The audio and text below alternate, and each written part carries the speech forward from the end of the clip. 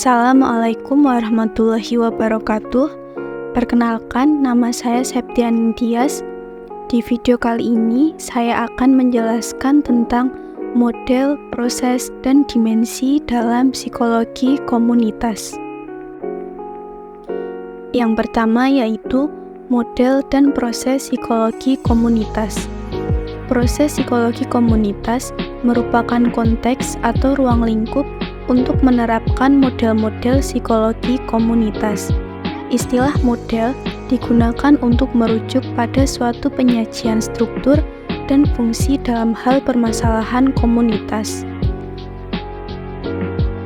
Terdapat 4 model psikologi komunitas.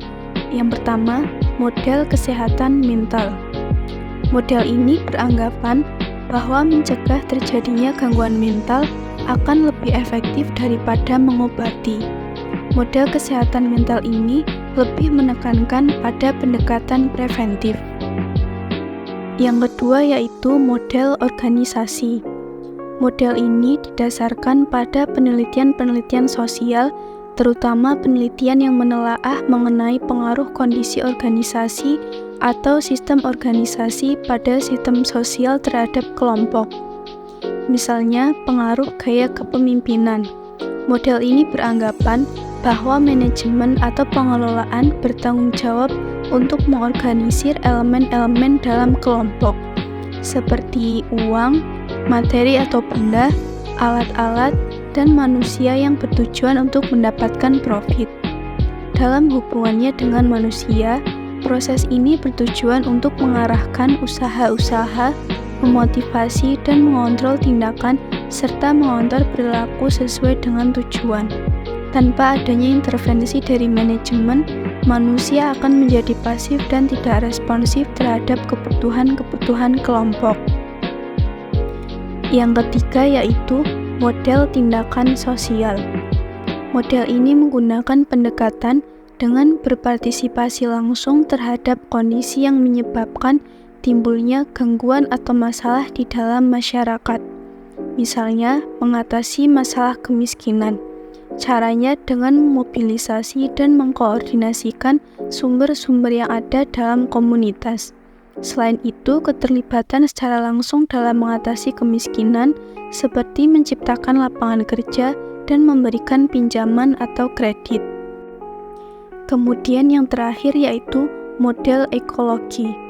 Model ini dipengaruhi oleh teori Kurt Lewin yang menekankan pada saling ketergantungan antara manusia dengan lingkungannya. Model ini beranggapan bahwa prinsip-prinsip ekologi dapat digunakan untuk mengidentifikasi masalah-masalah yang timbul serta untuk menciptakan proses-proses intervensi yang dibutuhkan. Selanjutnya yaitu dimensi psikologi komunitas. Pada tahun 1974, dalam buku karya psikolog Seymour Sarason memperkenalkan konsep psychological sense of community dan mengusulkan agar konsep tersebut menjadi pusat konseptual bagi psikologi komunitas. Teori Macmillan dan Chavis yang bernama sense of community merupakan yang paling berpengaruh dan titik awal bagi sebagian besar penelitian. Sense of community adalah perasaan bahwa anggota sebuah komunitas mempunyai rasa memiliki, berpengaruh satu sama lain, serta keyakinan bahwa kebutuhan anggota akan terpenuhi melalui komitmen mereka untuk bersama. Menurut Macmillan dan Chavis, sense of community terdiri dari 4 dimensi. Yang pertama, keanggotaan.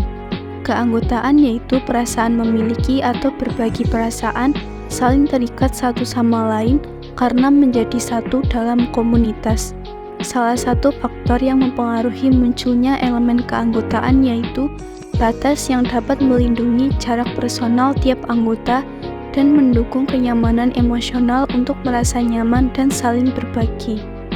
Usaha yang dilakukan untuk masuk menjadi anggota kelompok, merasa diterima dalam kelompok, dan hadirnya simbol yang mempermudah memahami komunitas juga akan mendorong semakin kuatnya rasa memiliki komunitas hingga ada kemauan berkorban untuk kelompoknya tersebut.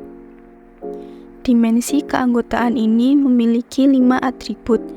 Yang pertama, ikatan atau boundaries, emotional safety, rasa memiliki dan menjadi bagian dari komunitas, investasi pribadi, dan persamaan sistem simbol.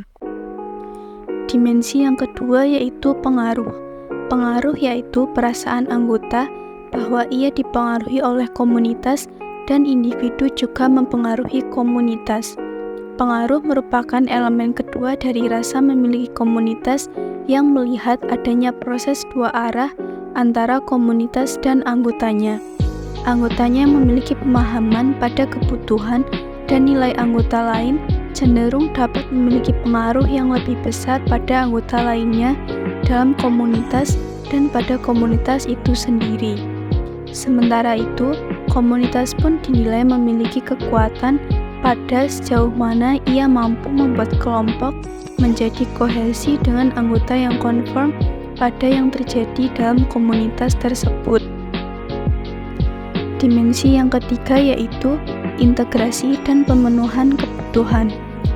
Elemen ini memunculkan rasa kepemilikan pada komunitas sebagai akibat adanya peran reinforcement yang memotivasi tingkah laku anggota dalam komunitas. Bentuk reinforcement yang dapat diperoleh anggota dari komunitas yaitu status, keberhasilan komunitas, kompetensi, dan nilai yang dibagi antar anggota. Status menjadi anggota dalam kelompok dapat mendorong menguatnya rasa terhadap komunitas pada anggota. Kompetensi yang dimiliki oleh anggota komunitas lainnya dapat digunakan untuk memenuhi kebutuhan, juga dapat memberikan rasa memiliki yang kuat pada komunitas.